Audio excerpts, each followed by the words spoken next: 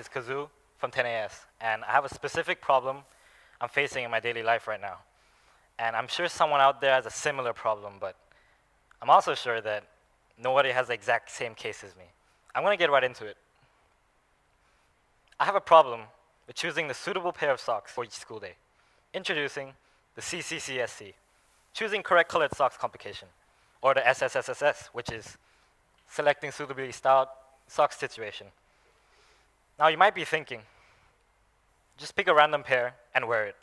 But it's not that straightforward for me. I don't know how, but I grew up forming this system telling me how or what I should decide in different situations.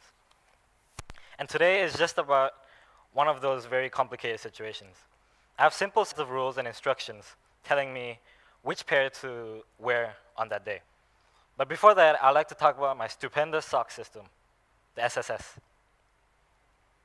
There are more than 10 pairs of socks, or what I consider them to be school socks, that I can choose from in my drawer. And I say consider because the text from the parents' handbook in the school says, all children must wear black leather shoes with plain white socks. Black leather shoes. I'm wearing them right now. Plain white socks. Unfortunately, only 4 or 5 pairs fit this description. And I put this slide in just to make sure I won't be hassled afterwards. Let's move on. I'll be talking about the groups of socks. I separate my socks into 3 different categories. The school socks in my drawer are separated by their looks and design. The first group is called the solo socks. Now, the solo socks, they're on their own. They're unique. No other pairs match them. This is an example. They have vertical stripes, and it goes all the way over the ankles. And no other pairs match this, so I consider them to be solo socks. The next group is called the twin socks. 2 pairs that are identical and similar in design and color, but they must be worn an equal amount of time a week. This is an example. As you can see, the corresponding H logos and the 2 horizontal stripes at the top. The features also include the vertical stripy texture at the top and the color space, they're the same. So I consider them to be the twin socks. The last group is called the active socks. Now, if you haven't guessed from the title, they're worn mainly on physical activities. So if I have any sporting games on that day, active socks are the ones that I wear. And the key features include a good ventilation system and a sports logo. This is an example. As you can see at the top of the socks, there's a section showing big holes, and I think that's for some cool air to go in to fight off the heat in Thailand, especially for the outdoor activities. And also at the back, you can see the black and white Adidas logo. I don't know if anyone can relate to this, but if I see a piece of clothing and it has a sports brand logo on it, I immediately think that it's a professional gear for professional athletes. And if there's 2 black shirts, just normal plain t-shirts, and one had a Nike logo on it, I'll probably choose the Nike one to go for a jog or to play football with it, because I feel like a professional player. Well, that's just me, and sports brand logo is one of the features of the active socks. Now, some of them can be in 2 groups, so I'll be saying words like the solo active socks. The active socks, they're on their own.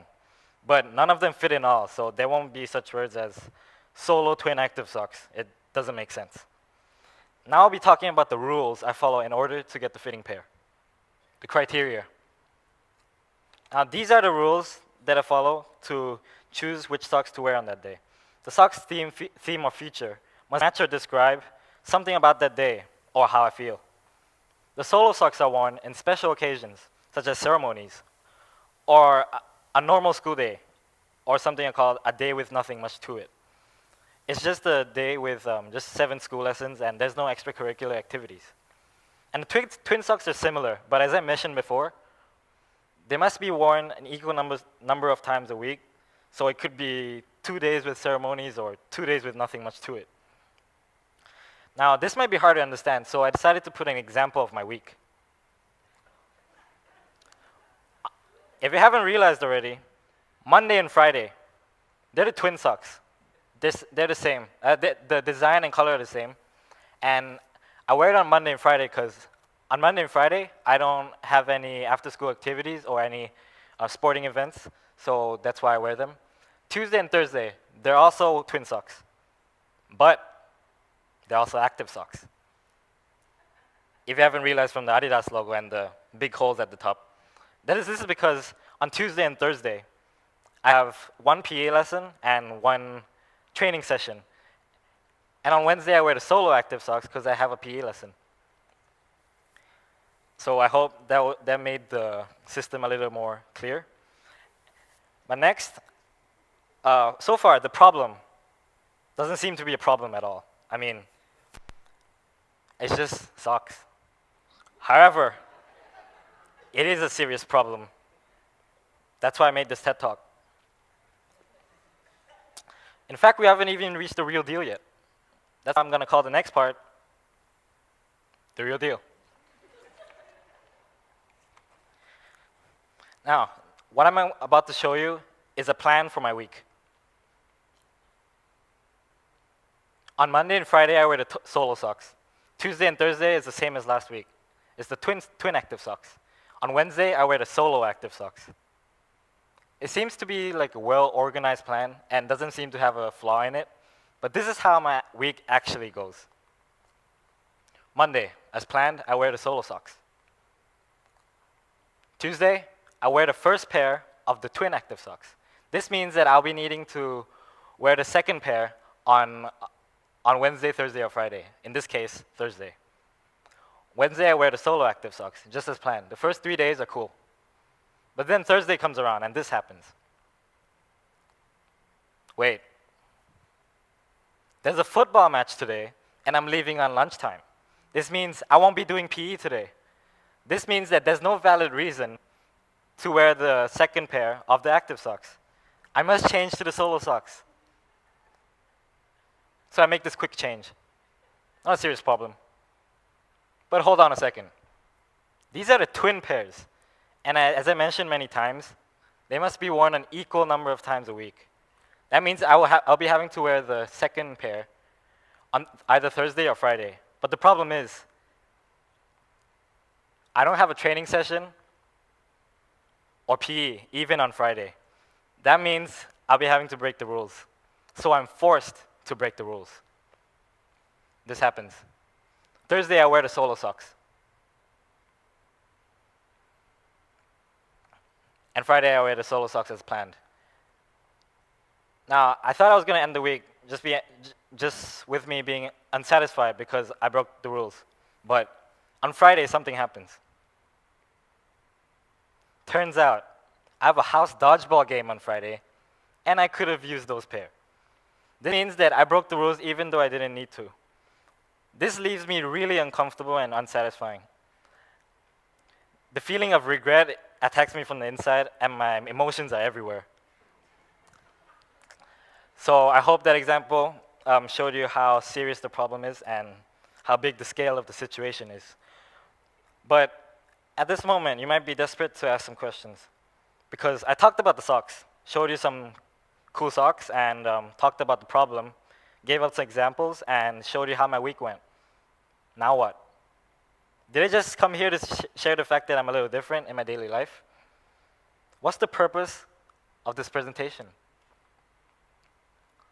Because you might be expecting me to ask everyone a question, or a question maybe to ask some advice, how to solve this situation. The questions might be, what's the best combination to solve all complications? Or the question could be, what is the new set of regulations that I could follow to avoid all complications? The question might be, should I just throw the system away and wear random pairs every day? You might have a good solution or the perfect answer to these questions. But unfortunately, these are the wrong questions. Because I think the question you should be asking right now is, why did I make this system in the first place? If it was going to be this strict, and if I was going to be forced to break the rules anyways, why did I make this system? Now, I really thought about this question and came up with two different answers. This first answer is actually quite boring. It's about karma. A few years ago, I lost something really important to me, and I thought it would come back by believing karma. If I do good things will happen to me. So I thought, if I do enough of the good things, the lost product will come back to me. But it didn't. And usually I'll stop there. I'll just say, oh, the karma thing doesn't work anymore. I should stop, I should move on. But actually that idea became stronger. And I said, I'm not doing enough of the good things. I need to try harder. And I think that idea slipped its way into my mind when deciding which socks, I guess. But I call this the boring answer because the second answer is actually quite interesting. It's an interesting theory. What if my past self was trying to send a message to my now self indirectly through experiencing this ridiculous system? What if my past self was trying to send a message to my now self indirectly through experiencing this ridiculous system? Remember what I said earlier. I don't know how, but I grew up forming the system telling me how or what to decide in different situations. That's correct. The how bit, I don't know. If you ask me how I came up with this system, I have no clue. But what if the why bit, the objective of the system, was so that I could receive a message or to know more, to be a better person, or learn something new about the world or my life? So I started really digging into this question, and I thought of 5 themes that are related to the experiences in the system. So the themes are fairness, suitability, decision-making, emotion control, and regret. And then next I thought, what could the messages be? What could the events surrounding these themes could be telling me? And here's what I got. For fairness, I got, if someone has the rights, then everyone does. I'm talking about the active socks. Think about it carefully. Why is it only the active socks that gets to do PE lessons and training sessions? Isn't that unfair? Why doesn't the solo socks get to do it too? They might be crying in the corner. I'm limiting opportunities based on the groups I made. Doesn't that sound familiar? Something about this real world. I'm talking about racism and sexism. The active socks get to do this because they're in this group. The solo socks don't get to do this because they're in this group. In real world, it's that guy don't have the right to do this because he's in this race. That guy or girl don't get to do this, don't have the rights to do this because he or she or it is in this gender. It's the same. And this was when I realized that maybe this system was representing our world. Let's move on to the next message. Suitability. Sometimes you're forced to do something out of your comfort zone, even if it's not what you prepared for. So I thought this was a message that mainly applies to my life. Maybe it's an advice I can use in the near future when I face an obstacle. Like, it's something I'm not good at, but I have to do it, and this message might push me forward. Decision making. Small choices can affect a big part of your life. I'm talking about the example I was talking about. On Tuesday, I chose to wear the first pair of the twin socks. That restricted my choices on the socks on Thursday. So small choices can affect, the small choice of choosing the first pair affected the whole week by restricting Thursday to have the second pair be worn. Emotion control and regret. You will get a negative feeling like this many times in your life, and the best way to move on is to think of the future, because you can't fix the past. I think this also applies to my life. In the near future, in the future, I'll be experiencing sad events such as deaths or breakups or anything that's sad, and I think this advice can help push me through it. Now this is the first question I displayed in this presentation. Oh wait. Before I talk about the question, I would like to talk about the message that I found particularly important. The fairness message. If someone has the rights, then everyone does. This is because I tend to forget about the global issues that's happening around the world when I'm not directly affected by it. I think by experiencing the system, it got me thinking about the things that people are suffering, and that's why I think this message was really significant. Now this is the first question I displayed.